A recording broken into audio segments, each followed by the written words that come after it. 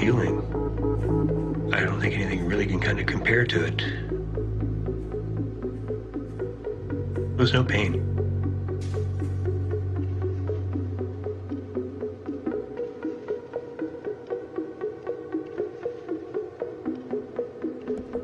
At no time, in any way, shape, or form, is anybody forced, coerced, drugs, ropes, whatever. There's no bondage or anything like that involved in any of this, because these are your friends.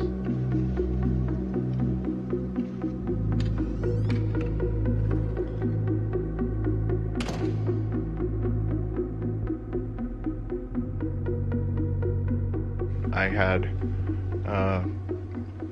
submitted a query regarding another role, which I didn't get, and after that I forgot all about it, and then about 2 months later I received an email letting me know that the director had saved my pictures that I had submitted and was interested in meeting with me for the role of cop number 1 for a movie, and that's all I knew.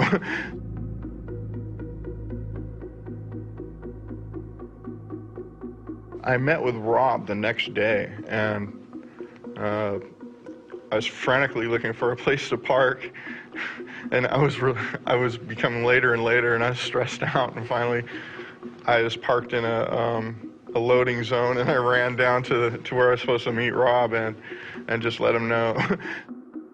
And he said, well, just go back to your car and I'll meet you over there. So I went over there and stood by my car, and we started chatting about the movie. And at that time, he told me what the movie was about. And you know, it didn't faze me, because I've seen the best of humanity, and I've also seen the darkest parts of humanity. The summer prior to this incident, I was in a softball tournament in Enumclaw, and I had a guy on the opposing team injured himself in the outfield, and I actually helped him onto the stretcher that took him to the very same hospital where this man died. And you know, that hits kind of close to home. The cold, harsh, brutal reality is a man bled to death, okay? And as I researched my role and revisited some articles that I had read a year prior, and also some new information, you know, I thought about what was going through this man's mind as he was bleeding to death. And how did he find himself in this place at this time? And, you know, I had the experience of holding a corpse in my hands that was a few minutes before a 7-year-old boy that had drowned in a swimming pool, and his last breath was frozen in time on his face, and his eyes were fixed, and I could see right down into his mouth, and it was ghostly white. And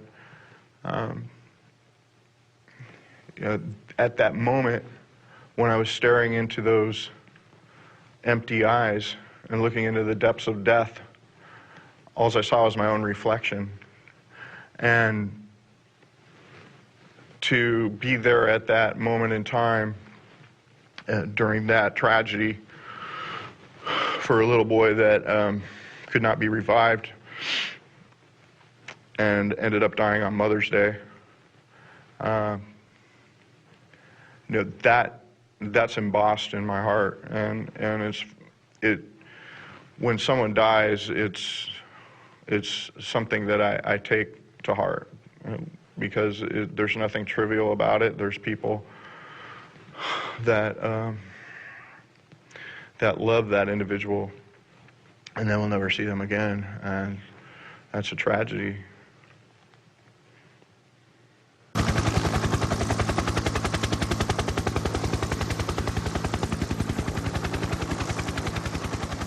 We knew it was going to happen, but we didn't know when.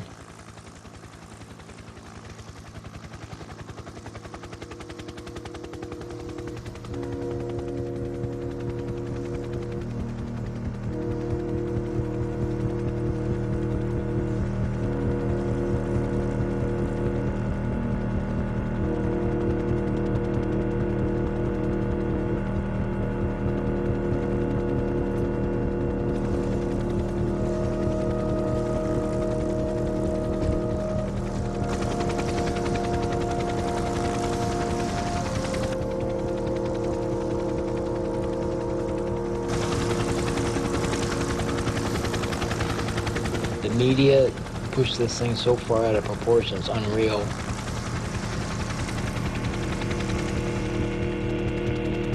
How many places do you know of that actually gets CNN News to come down and fly a helicopter over the property just so they can have some footage for an accidental death?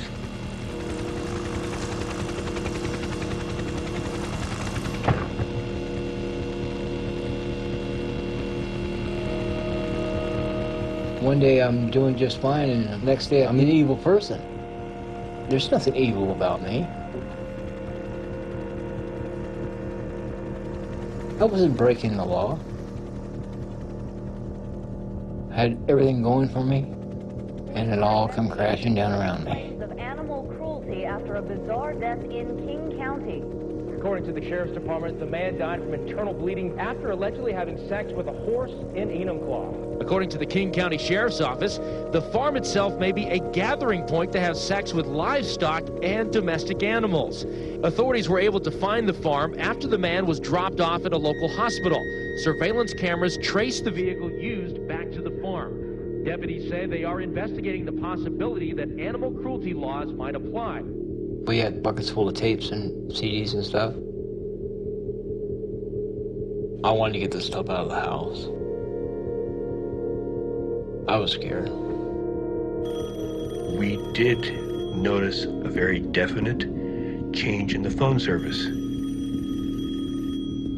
Picking up the phone, every 15 seconds there would be a little blank spot. Nobody at either end could hear it. And then would come back to normal again, every 15 seconds. And that went on for quite a few days.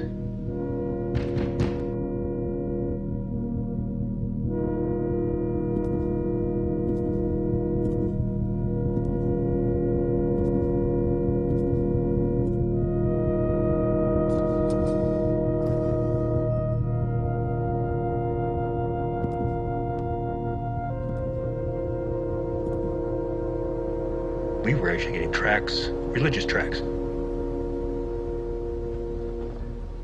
People who were trying to save our souls.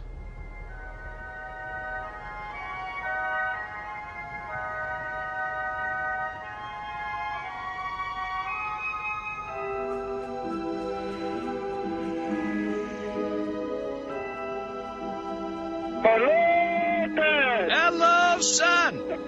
Hey, Dad, you know what? They need to get this guy's name out there. What's the guy thinking? Screwing a horse? We're gonna find out. Well, nobody finds out if you live.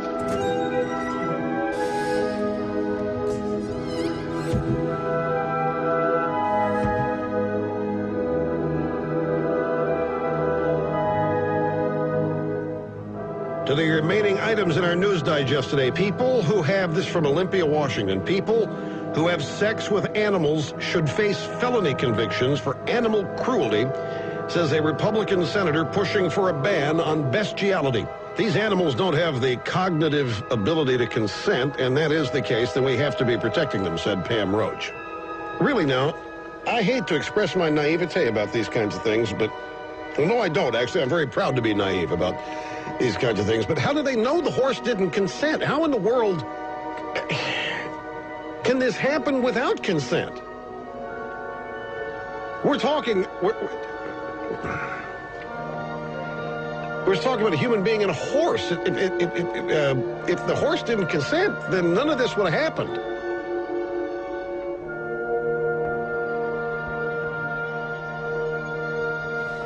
They're looking for a spark to get a shitstorm started. And this provided that spark.